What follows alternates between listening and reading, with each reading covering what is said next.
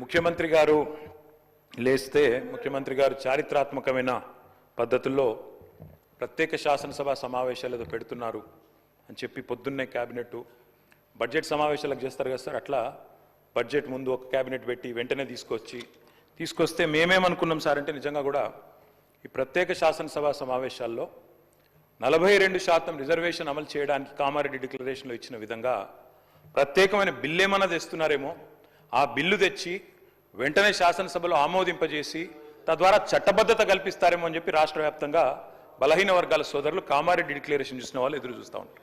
కానీ ముఖ్యమంత్రి గారు ఏం చేస్తున్నారు సార్, ఇక్కడ లేచి ఓ 4 పేర్లు చదివి, అధ్యక్ష మీ ప్రభుత్వం మీద ప్రజలకు నమ్మకం లేదు.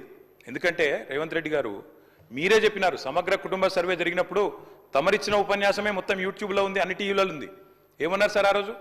ఆ ముఖ్యమంత్రి చెప్తాడు సరే, ఎవరు పడితే వాళ్ళు వచ్చి మీ ఇంటికి వచ్చి వివరాలు అడిగితే ఇచ్చేస్తారా, అవలగాలు దివానాగాలు ఇచ్చేస్తారా అని మాట్లాడింది రేవంత్ రెడ్డి గారు, మేం కాదు. మీరు చెప్పిన మాటలనే ఎన్యూమరేటర్లకు చూపెట్టి చెప్పినారు, మేము ఇయ్యము మీకు వివరాలు, 57 రకాల వివరాలు అడుగుతున్నారు, ఎట్లిస్తాము మీరే అన్నారు ఆనాడు. ఎవరు పడితే వాళ్ళకి ఇచ్చేస్తామా వివరాలు అని మాట్లాడింది, అదే చూపెట్టి అడిగింది. అధ్యక్ష వాస్తవం ఏంటంటే అధ్యక్ష, సమగ్ర కుటుంబ సర్వే 2014లో జరిగింది. శాంతికుమారి గారు ఉన్నారు, రామకృష్ణారావు గారు ఉన్నారు, సందీప్ కుమార్ సుల్తానియా గారు ఉన్నారు. అప్పుడు ఇదే అధికారుల అధ్యక్ష, అప్పుడెవరు వేరే లేరు. సమగ్ర కుటుంబ survey, I'm saying this on record, I worked as a minister for 9.5 years. Yes, చేసింది మొత్తం ప్రభుత్వ అధికారులే, చేపించింది ప్రభుత్వమే. Yes, it is an official document. అందులో ఖచ్చితంగా మేము ఓపెన్ గా వెబ్సైట్ లోనే పెట్టినాం, అసెంబ్లీలో కాదు, చాటుమాటుకు కాదు, పారదర్శకంగా వెబ్సైట్ పెట్టాం. ఆ వెబ్సైట్ లోంచే పాయల్ శంకర్ గారు తీసుకున్నారు. ఏముంది అధ్యక్ష సమగ్ర, ఒక మాట మీ చేతిలో కూడా అదే ఉంది. ఏముంది అధ్యక్ష అందులో డేటా? తేడా ఏంటంటే కేసీఆర్ గారి ప్రభుత్వానికి కాంగ్రెస్ ప్రభుత్వానికి అధ్యక్ష, సమగ్ర కుటుంబ సర్వేలో పాల్గొన్న కుటుంబాల సంఖ్య 1,03,00,000 కుటుంబాల అధ్యక్ష, 1,03,95,000. మొత్తం పాల్గొన్న ప్రజలు 3,68,00,000. 3,68,00,000 జరిగింది ఒక్క రోజులో 24 గంటల్లో రాష్ట్ర వ్యాప్తంగా ప్రతి ఇంటిని ఎన్యూమరేట్ చేసి అత్యద్భుతంగా చేసినాం. మేము చేసిన తర్వాత ముఖ్యమంత్రి గారు నిజంగా ఎంత మిస్లీడింగ్ గా మాట్లాడుతున్నారంటే అధ్యక్ష, వారు అంటారు అధ్యక్ష ఇంతకు మించిన టాపిక్ లేదు అధ్యక్ష, వారు అడిగిన ప్రశ్నకు తప్పకుండా మా ప్రభుత్వం గతంలో చేసిన పని గురించి వారు అనుమానాలు తలెత్తే విధంగా ఏదైతే మాట్లాడినారో దాని గురించి చెప్పాలి అధ్యక్ష. వారు అంటారు అధ్యక్ష బీసీల సంఖ్య అందులో ఎంత అని. ఎస్, ఆనాడు బీసీల సంఖ్య సమగ్ర కుటుంబ సర్వే ప్రకారం 1,85,61,856, 51%. 51% బీసీలు ప్లస్ అది కాకుండా ముస్లిం సామాజిక వర్గంలో ఉండే బీసీలను కూడా కలుపుకుంటే 10%. మొత్తం ఆనాడు సమగ్ర కుటుంబ సర్వే ప్రకారం రాష్ట్రంలో బీసీల సంఖ్య 61%. ఈ రోజు రాష్ట్ర వ్యాప్తంగా మేము మాట్లాడడం కాదు అధ్యక్ష, ఇక్కడ మా శ్రీనివాస్ యాదవ్ గారు కరెక్ట్ గా చెప్పినారు. మీ కాంగ్రెస్ పార్టీ ఎమ్మెల్సీ చెప్తున్నాడు బయట, దీన్ని తగలబెట్టండి, ఇంకా గలీజ్గా మాట్లాడింది నా మాట అన్న, తగలబెట్టండి అన్నాడు. దీన్ని తగలబెట్టండి, ఈ నివేదికను తప్పుల తడక అని కాంగ్రెస్ పార్టీ ఎమ్మెల్సీ చెప్తున్నాడు, మేం కాదు. రాష్ట్ర వ్యాప్తంగా బలహీన వర్గాల సంఘాలు చెప్తున్నాయి. ఏమని చెప్తున్నాయి అధ్యక్ష? సమగ్ర కుటుంబ సర్వేలో 1,85,61,000 ఉన్న బీసీలు ఎట్లా 1,64,00,000 తగ్గినరు, 51% 46% ఎట్లయిందని అడుగుతున్నారు. శంకరన్న కూడా అదే అడిగింది కదా అధ్యక్ష, తప్పేం అడిగిండు? ఇక్కడ శంకరన్న ఒక్కడే అడుగుతున్నాడు అధ్యక్ష, బయట మీ కాంగ్రెస్ పార్టీ ఎమ్మెల్సీ మాట్లాడుతున్నాడు, మీరిచ్చిన స్టేట్మెంట్ను మీరిచ్చిన నివేదికను తగలబెట్టమని చెప్పిండు అధ్యక్ష, మామూలు కాదు. ఇంకొక మాట అధ్యక్ష, మేము అనుకున్నాం అధ్యక్ష శాసనసభ సమావేశం ప్రత్యేకంగా పెడితే ఇవాళ ఏం చెప్పినారు మీరు కొత్తగా? మీరు చెప్పింది ఈరోజు చెప్పింది మొన్న ఉత్తమ్ కుమార్ రెడ్డి బయట ప్రెస్లే చెప్పింది. ఆయన ఉత్తమ్ కుమార్ రెడ్డి గారు సబ్ కమిటీ చైర్మన్ గా ప్రెస్ మీట్ లో ఇవాళ మీరు చెప్పిన లెక్కలని మొన్ననే చెప్పిండ్రు. ఎందుకు పెట్టిండ్రు మీరు ఇవాళ? మేమేమనుకున్నాం, 42% రిజర్వేషన్ ఇవ్వడానికి చట్టబద్ధత కల్పిస్తూ బిల్లు తెస్తారనుకున్నాం. లేదా మీరు చెప్పినట్టు 56% బీసీలుంటే ఆ 56% బీసీలకు బీసీ సప్లాన్ చేస్తారేమో అనుకున్నాం. ఏమీ లేకుండా ఇలా వచ్చి ఒక స్టేట్మెంట్ ఇక్కడ పెట్టి ఏదో సాధించిన చరిత్ర అంటే అధ్యక్ష 5% బీసీ జనాభా. అధ్యక్ష, my learned friend was also a member there. Sir, that time also they gave the details, sir. BCs के साथ कितना नाइंसाफी हुई सर. तो मैं ये कह रहा हूं कि आज अगर हम इंसाफ के लिए आवाज उठा रहे हैं BCs के लिए, तो हमको सिर्फ ये नहीं कहना है कि इतना परसेंटेज है, इतने BCs है, इतना है. I would say, sir, we should bring in a legislation, sir, which is going to make it mandate that the amount which is allocated in the budget for the BCs should be spent at the end of the year. If it is not spent, it should be carried forward. So that is very important, sir, like a sub-plan. Like we have sir sub-plan, Congress के दौर में SC STs के लिए sub-plan में मंजूरी दिए थे, BCs को भी दीजिए sir. This is what I want to make a demand. कि BCs के साथ नाइंसाफी हो रही है. Nobody is really सिर्फ बोल दे रहे हैं आपका इतना परसेंटेज है, इतना है. That's the reason sir, earlier also I said that कि BCs अब होशियार हो गया है, BCs अब उठा हुआ है और इंशाअल्लाह ताला ये BCs के साथ हम मुसलमान SC STs मिलकर जिद्दोजहद करेंगे इनके हक के लिए और इनके पिछड़ापन और इनके पसमानदगी को दूर करने के लिए sir. When I say that, and I thank the Chief Minister and the government for agreeing for tabling the report. And I think that if that report is tabled, we can have a more healthier discussion, sir. But with only some few figures which has been given, sir, I would say that this survey has fulfilled the promise made by the Congress in its manifesto for the year 2023 Assembly elections on conduct of caste survey, sir. Sir, it may be recalled that at Kamareddy BC declaration had been promised that a BC reservation will be increased based on census and BC Commission report within 6 months of assuming power. But sir, when I'm reading the statement, in that statement, the promise made in the manifesto didn't have a place. You should have at least mentioned in the statement stating that, okay, yes, we will increase the percentage of BCs, हम इसको बढ़ाएंगे, legislation करेंगे, यहाँ से भेजेंगे, हम करें ये, लेकिन ये बात आपके statement में भी नहीं है. लेकिन आपने उठकर कहा, जवाब दिया, yes, you said that कि yes, BCs का जो है हम देखेंगे, ठीक है sir. Sir, it has almost taken 14 months for the completion of BC survey and tabling the findings. I'm using the word findings, sir, because the report has not been tabled. So that's why I'm saying findings, sir.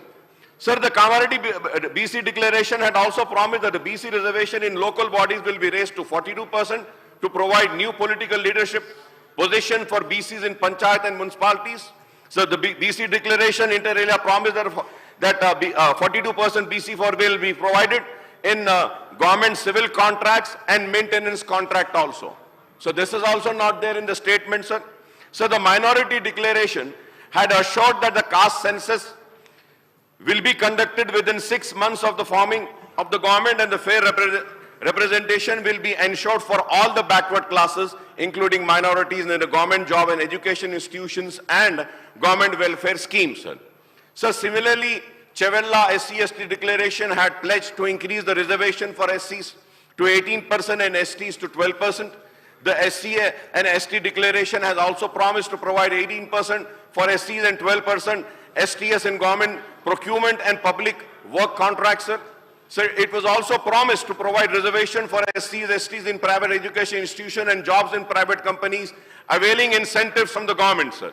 This means that the Congress manifesto and the Congress had promised to... గౌరవ సభ్యులు 9:30 విన్నారా ఒకరు sir? అరే వినగాదనే వినగా చెప్తున్నా bro. మేము sub committee చైర్మన్గా ప్రజల ముందు ఉంచినాము. దానికి న్యాయపరంగా శాసనసభలో ప్రజాస్వామిక విలువలుగానే శాసనసభలో ప్రభుత్వం తరఫున పెట్టినాము. మీరు ఇట్లప్పుడన్నా మీరు వెబ్సైట్లో పెట్టామని చెప్పి మీరు ఊరికేనే మాట్లాడదు. ఎవరికైనా వెబ్సైట్లో అందుబాటులో ఉండే ఆ ప్రభుత్వం మీరు దాని తదుపరి లేకపోతే ప్రభుత్వం ఆనాడు ఉన్న అధికారులు ఇవ్వాలని ఉన్న అధికారులు కదా స్టేట్మెంట్ ఇప్పేది. ఎప్పుడైనా ఎస్కేఎస్ సర్వే పబ్లిక్ డొమైన్లో చట్టబద్ధత కలిగి ఉండేదా దాని గురించి మాట్లాడేటువంటి సందర్భం అవసరం లేదా? 2011 జనగణన ఆనాడు బీసీలది లేదు. బీసీలకు సంబంధించిన జనగణన చేయాలని అందరి ఆలోచన జరిగింది. దానికి సంబంధించి సర్వేలు సహకరించకుండా దీని గురించి మాట్లాడితే దానికైతే అర్థమే లేదు. నేనేమంటున్నా, ఎవరైనా ఒకవేళ ఆయన వారి గౌరవ ముఖ్యమంత్రి ఆనాడు అభిప్రాయం చెప్పుంటే మీరు ఇలా కూడా అదే అభిప్రాయంతో ఉన్నారో చెప్పండి. ఇలా జరుగుతున్న కార్యక్రమానికి మీరేం మాట్లాడదలుచుకున్నారు? బలహీన వర్గాలకు సంబంధించి మీరు ఎస్కే సర్వే చేసిన అన్నారు, ఏం మార్పులు తెచ్చినారు, ఏం స్కీమ్స్ తీసుకొచ్చినారు, ఎవరికి బలహీన వర్గాలకు న్యాయం జరిగే కార్యక్రమం తీసుకున్నారు మీరు. ఇలా మేము కమిటీ చైర్మన్ ఉత్తమ్ కుమార్ రెడ్డి గారి గురించి బహిరంగంగా ప్రజల ముందు ఇచ్చినాం. ఇవాళ సభలో వస్తూ ఉన్నాం. 42% రిజర్వేషన్ల కొరకు చట్టబద్ధత తీసుకొచ్చి కొట్లాడదాం. బరాబర్ మేము పారిపోతూ ఉండలేం. 42% పార్టీ పరంగా అడుగుతా ఉన్నాం. ఇక్కడ కూడా న్యాయబద్ధంగా చట్టబద్ధంగా పెట్టాలనే ఆలోచనతోనే ఉన్నాం కదా. ఇలా మేము వెనక పోదలేం కదా. మార్గదర్శకత రోడ్ మ్యాప్ ఇవ్వని అడుగుతుంటే రాజకీయం చేయడానికి ఉపయోగించుకుంటే వెళ్ళాము. ఎట్లీస్ట్ బీసీల ఇష్యూ కట్టినప్పటికీ రాజకీయం పక్కన పెట్టి చారిత్రాత్మకంగా వచ్చినటువంటి సర్వే మార్గదర్శకత్వాన్ని చూపెట్టండి. బలహీన వర్గాలకు రోడ్ మ్యాప్ ఇచ్చే విధంగా రాజకీయ పార్టీలు వ్యవహారం చేయాలని ఆకాంక్షిస్తాం అధ్యక్ష. పాయల్ శంకర్ గారు.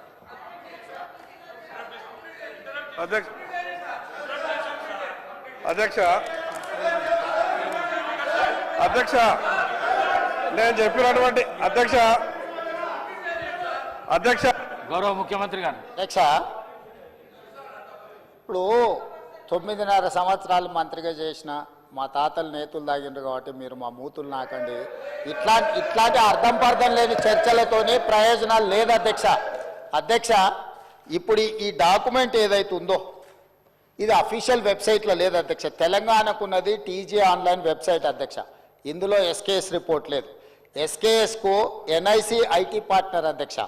ఎన్ఐసి వెబ్సైట్లో కూడా ఈ డేటా డాక్యుమెంట్ లేదు. ఈ డాక్యుమెంట్ ఎక్కడుంది అధ్యక్ష? ఎంసీఆర్ హెచ్ఆర్డి వెబ్సైట్లో ఉంది. మరి చెన్నారెడ్డి హ్యూమన్ రిసోర్స్ దాంట్లో ఇందులో ఉంది. ఈ వివరాలు ఎవరు తయారు చేసిండ్రు, ఎవరు అందులో పెట్టిండ్రు, ఎవరు ఓనర్షిప్ క్లెయిమ్ చేయలేదు అధ్యక్ష. Point number 1. పాయింట్ నెంబర్ 2 అధ్యక్ష, ఈరోజు అధ్యక్ష ఆ రోజు 12 గంటలలో మేము చేసినాం అన్నారు కదా. ఆ రోజు ఎవరెవరిని ఎంగేజ్ చేసిండ్రో అడుగు అధ్యక్ష. దారిన పోయే దానే నుంచి ఎవడు వస్తుండో, ఎవడు పోతుండో, ఎవరికి ఏ బాధ్యత ఉందో, ఎవరు చేసిండో వాళ్ళ వివరాలు వీళ్ళ దగ్గర ఉన్నాయి అధ్యక్ష. ఇండ్లలోకి వచ్చి అడిగినోడు ఉదయం 7 గంటల నుంచి సాయంత్రం 7 గంటల వరకు 12 గంటల్లో ఇన్ని కోట్ల మందిని మేము చేసినామని వాళ్ళు చేస్తున్నామని చెప్పడానికి నటించి చేసిరు. ఇవాళ మేము పకడ్బందీగా చేస్తే ప్రధాన ప్రతిపక్ష నాయకుడిగా ఆయన 9.5 సంవత్సరాలు మంత్రిగా చేసిన ఈయన ప్రభుత్వం మీద నమ్మకం లేదంటే ఇదే ప్రభుత్వం ఈ సభను ఏర్పాటు చేసింది, ఇదే ప్రభుత్వం ఈ సభలో డాక్యుమెంట్ పెట్టింది. ఎందుకు చర్చలో పాల్గొంటుంది అధ్యక్ష? అసలు అర్హత ఉందా? అసలు ఈ చర్చలో పాల్గొనే అర్హత ఉందా అధ్యక్ష? ప్రభుత్వం మీద నమ్మకం లేదని ప్రధాన ప్రతిపక్ష నాయకుడు ప్రభుత్వం మీద ప్రజాస్వామ్యం మీద నమ్మకం లేదని సభలకు రాకపోను వచ్చిన ఆయన బర్తెగించి మాట్లాడుతుంటే నేను ఒక్కటే మాట చెప్పదలుచుకున్నాను అధ్యక్ష. దయచేసి తమరికి విజ్ఞప్తి చేస్తున్నా, ఈ సర్వేలో పాల్గొన్న వాళ్ళను మీరు శిక్షించాలి. ఆ శిక్ష మొట్టమొదట ఈ సర్వేలో పాల్గొన్న వాళ్ళకు మీరు మైక్ ఇవ్వద్దు అధ్యక్ష. సర్వేలో పాల్గొంటేనే మైక్ ఇవ్వండి దయచేసి. ఎవరైతే ఈ సర్వేలో పాల్గొనలేదో ఈ సభలో మాట్లాడే